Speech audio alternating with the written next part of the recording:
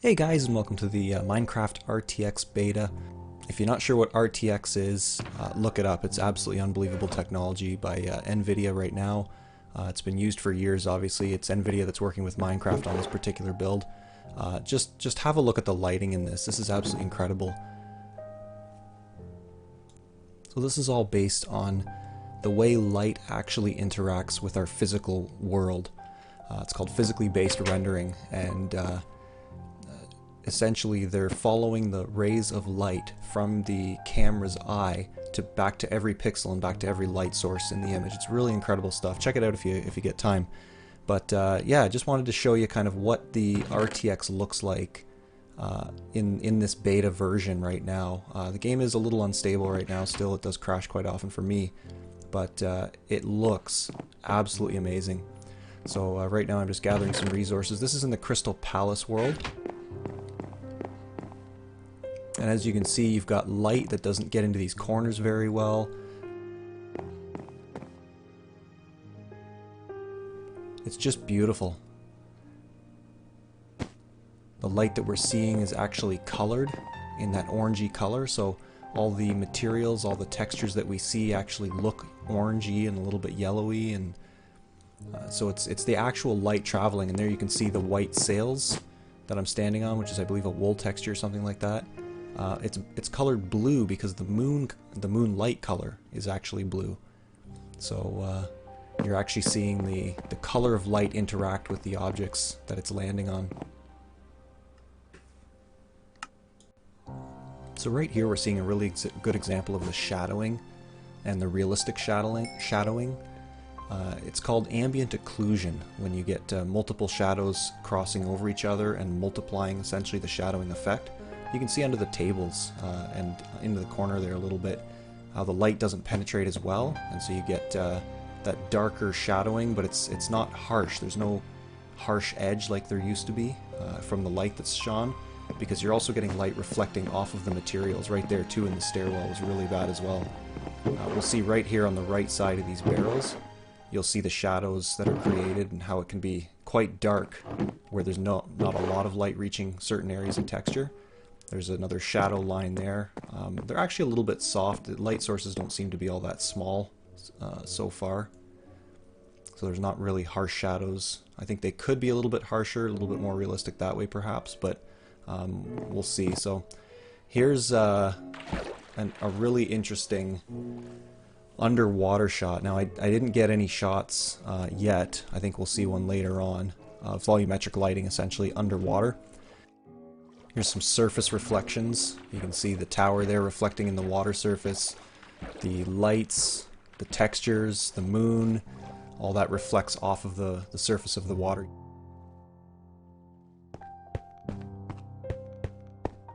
Now this is an incredible version of God rays. You'll see as the sun comes up over the horizon, it's just magnificent.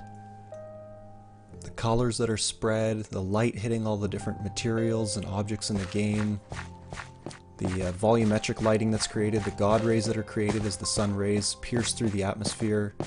You'll see the color change, the actual color of the materials essentially as the light reddens as it just peeks over the horizon.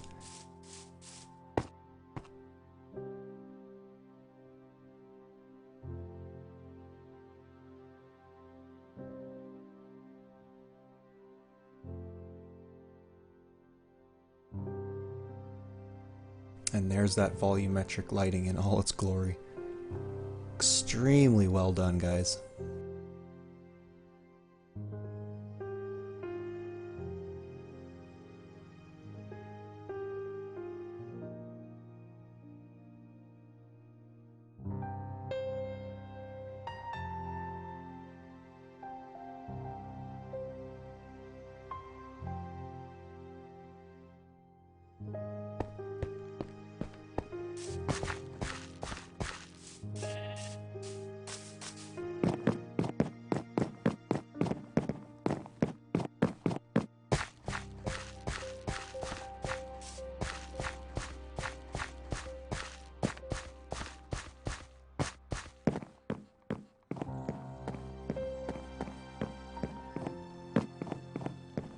Here you see everything casting shadows, the trees, the leaf blocks, the god rays peeking through the trees. Amazing use of volumetric lighting to create realism.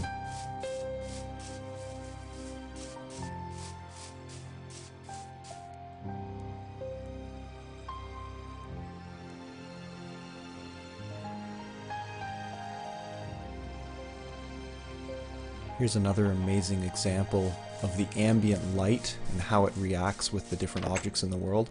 So we go into the house and you see a bit of light fading there.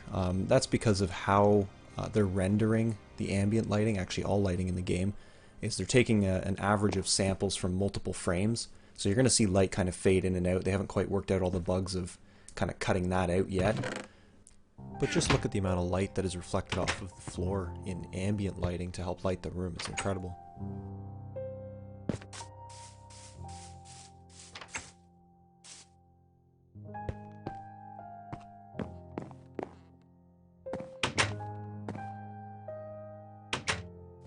So we're kind of seeing here a little bit more of the classic Minecraft look, I would call it. It's a more global illumination.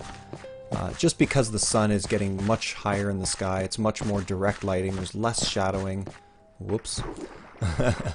But you're not seeing quite as much of the shadowing, and the lighting overall is much more even.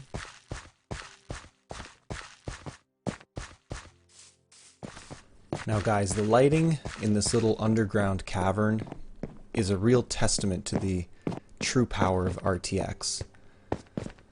So what we're seeing here obviously is textures that emit light themselves. So the gold, the redstone, the lava coming up here, and they all emit their own colors of light, and you'll see that reflected in the blocks around them, as I've mentioned before in the video. So look at this. This is just incredible.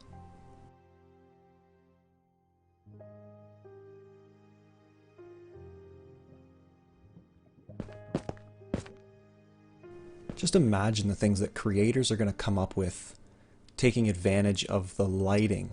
I mean, it's been unbelievable so far seeing some of the Minecraft creations and creators taking advantage of the lighting that we had in Minecraft prior to RTX. Now imagine seeing some of the builds that take full advantage of the reflections and the coloring of the lighting now. It is going to be a new era for Minecraft.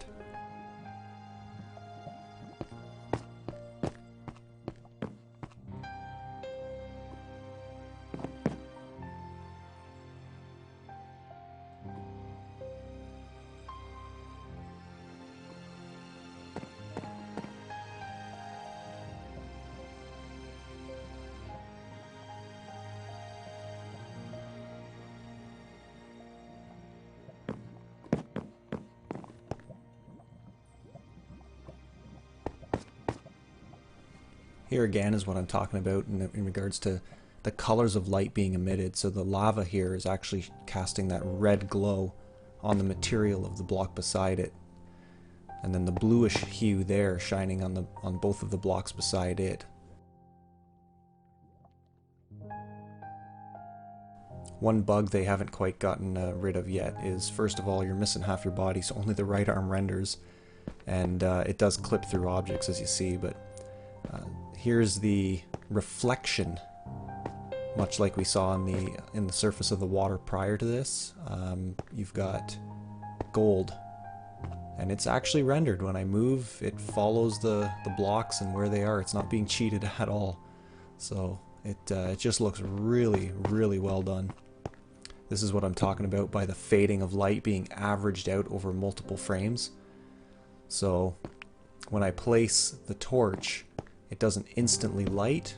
It takes the sum of light over multiple frames and then finds a cap as to what the maximum light should be, the light output should be for that object.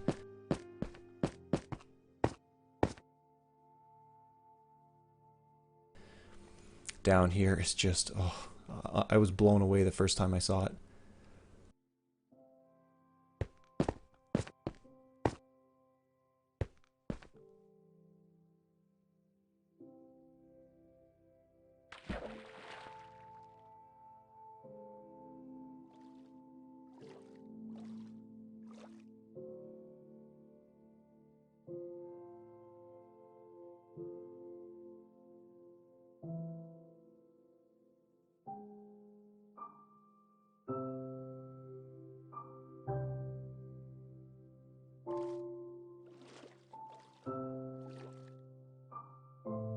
Here's an idea of the Snells window, I believe it's called, where you're seeing a lot of the green in a circle, but after a certain angle we can see outside of the water and see the objects outside of the water. Pretty interesting implementation of that. It works very well, actually.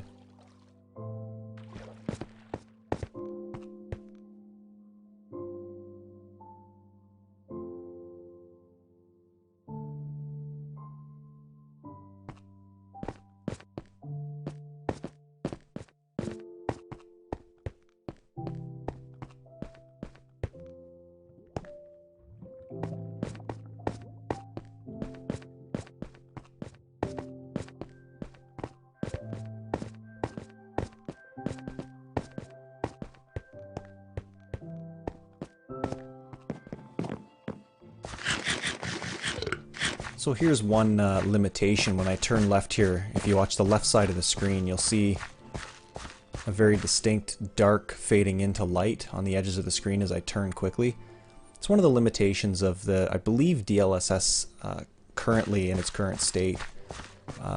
It's basically, it's having to load in all these textures, and it has to ray trace the lighting. Now, it's not popping in, so it's better than what it could be, I guess, but you'll see every time there's new textures that come into view, they basically have to be rendered in, and over several frames, obviously, so that's why you'll see that that darkening around the edges, and it's something they're working on to improve and cut down as much as possible, but the game does still have to render the data, and if it doesn't have it, it can't give you what it doesn't have, so it does. They basically have a blending option that actually looks alright considering what it's having to do and how quickly it's having to create that data in real time. So very, very impressed so far. Well, hope you guys enjoyed that video. Like, subscribe. If you want to see more content like it, leave a comment below and let me know. Thanks for watching.